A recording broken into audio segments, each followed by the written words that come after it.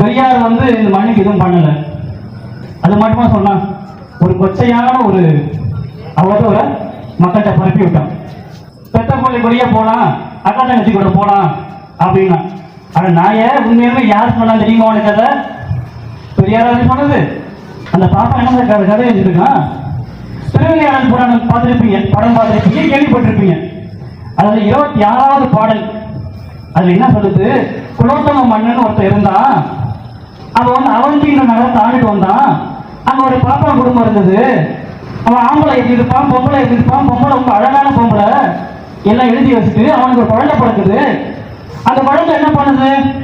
வாழ்க்கை முழுக்க என்ன பண்ணிட்டு இருக்கானாக்க, தாசி வீட்டிலேயே போயிருக்கான். தாசினா என்ன? விலை மாதர்கள். அங்கேயே போய் கிடக்குறான். தான் வீட்டில் இருக்கக்கூடிய காசு பணத்தெல்லாம் கொண்டு போய் தாசிகிட்ட போடுறான். இந்தாமா நல்ல சோதனை கொடுத்த வச்சுக்கணும். ஒரு காலத்துல என்ன ஆகுது? பணம் தீர்ந்து போச்சு வீட்டில். இவனுக்கு தாங்க முடியல. சார் ஏமா எனக்கு முடியல, நீ வந்துருமான்றான். யாரு? பெத்த தாய.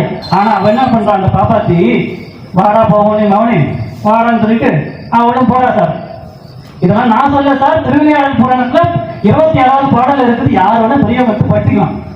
இதை போய் கேட்டா என்னடா மாவனே இப்படி பண்றேன்னு கேட்கறதுக்கு அந்த பையன்காரன் அப்போ நான் போடா போட்டுட்டு இந்த பிள்ளையும் அம்மாவும் சேர்ந்துட்டு பக்கத்து ஊருக்கு போகுது. நம்ம ஆட்கள் அங்க பார்ப்பனம் இல்லாத மக்கள், அதாவது தூரல் போடாத ஐயர் இல்லாத மக்கள், உழைக்கும் சாதி மக்கள், காலைல போன வயலுக்கு போறமே இந்த மக்கள் சேர்ந்து இவங்களை பிடிச்சி எஸ்கேப் ஆக வைக்கிறாங்க.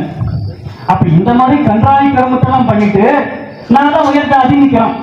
இதெல்லாம் தானே பெரியார் உங்ககிட்ட கேட்டாரு. ஏன்னா நீங்க மட்டும் உழைக்கணுமா? உழைக்கிறீங்களே, இந்த நிலமாவது உங்களுக்கு சொந்தமா இருக்கா?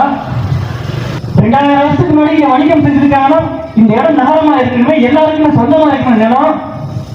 இன்னைக்கு அடிமைகளா 8 மணி நேரம் உழைக்கும் சட்டம் இருக்குது. ஆனா 8 மணி நேரம் உழைக்கிறீங்க.